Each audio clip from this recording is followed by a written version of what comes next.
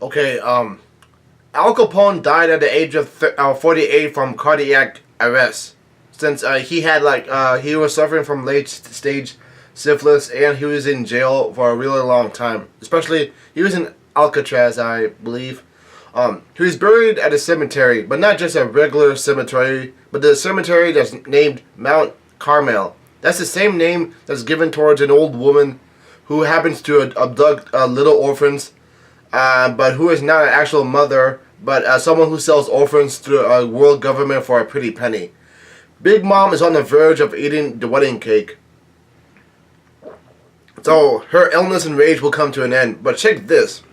The reason she is in the illness and rage mode in the first place is because the events that Capone Bege started in order to assassinate Big Mom, which did not work.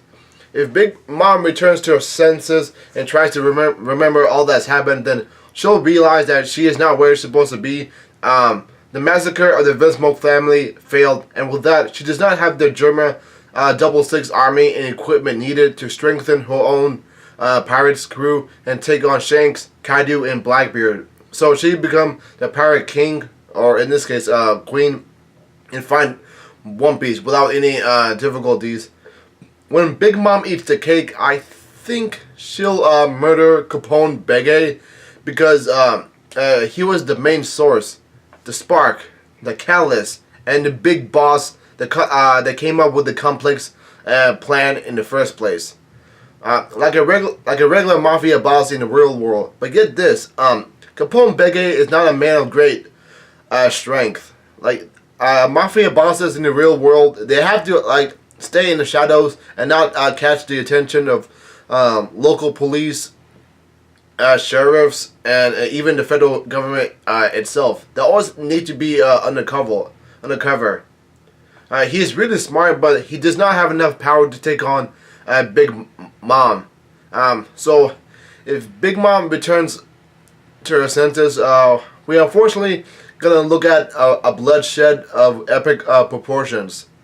Now, the worst generation has made some good moves here and there. Luffy and Law took down Doflamingo, and before that they got into alliance.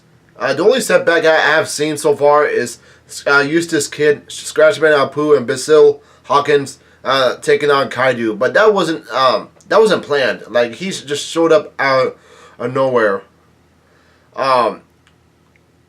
Rouge defeated Snack, but he got defeated by Cracker. But he's not dead yet, so he's still alive.